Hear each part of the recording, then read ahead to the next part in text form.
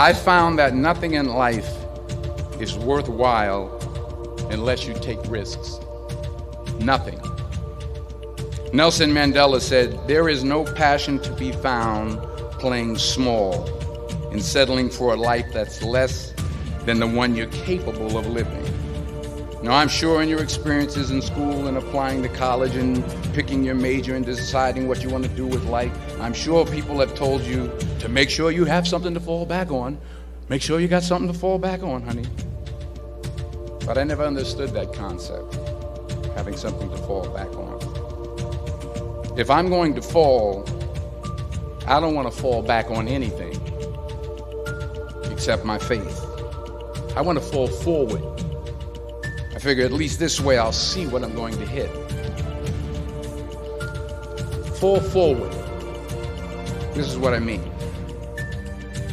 Reggie Jackson struck out 2,600 times in his career, the most in the history of baseball. But you don't hear about the strikeouts. People remember the home runs. Fall forward. Thomas Edison conducted 1,000 failed experiments. Did you know that? I didn't know that. Because the 1,001st was the light bulb. Fall forward. If you don't fail, you're not even trying. I'll say it again. If you don't fail, you're not even trying. My wife told me this great expression. To get something you never had, you have to do something you never did. Sometimes it's the best way to figure out where you're going.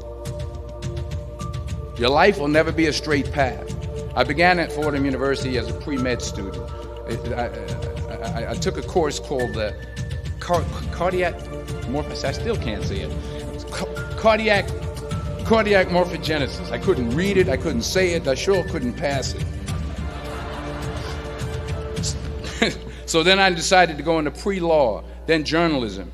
And with no academic focus, my grades took off in their own direction. Yeah, down. I was a 1.8 GPA one semester, and the university very politely suggested that it might be better to take some time off. I was 20 years old. I was at my lowest point. And then one day, and I remember the exact day, March 27th, 1975, I was helping my mother in her beauty shop. My mother owned a beauty shop up in Mount Vernon. And there was this older woman who was considered one of the elders in the town. And I didn't know her personally, but I was looking in the mirror, and every time I looked at the mirror, I could see her behind me, and she was staring at me. She just kept looking at me. Every time I looked at her, she kept giving me these strange looks. So she finally took the dryer off her head and said something I'll never forget. First of all, she said, "Somebody give me a piece of paper. Give me a piece of paper." She said, "Young boy, I have a prophecy, a spiritual prophecy." She said, "You are going to travel the world and speak to millions of people." Now, mind you, I'm 20 years old. I'm flunked out of school. In fact, like a wise ass, I'm thinking to myself, maybe she's got something in that crystal ball about me getting back into school next fall. But maybe she was on to something, because later that summer, while working as a counselor at the YMCA camp in Connecticut, we put on a talent show for the campers. And after the show, another counselor came up to me and asked, "Have you ever thought about acting? You're good at that." So when I got back to Fordham that fall, I got in and I changed my major once again for the last time. And in the years that followed, just as that woman prophesied, I have traveled the world and I have spoken to millions of people through my movies. And I can't think of a better message as we send you off today. To not only take risks, but to be open to life, to accept new views, and to be open to new opinions.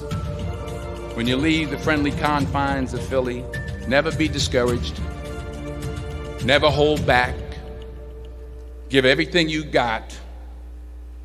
And when you fall throughout life, and remember this, fall forward.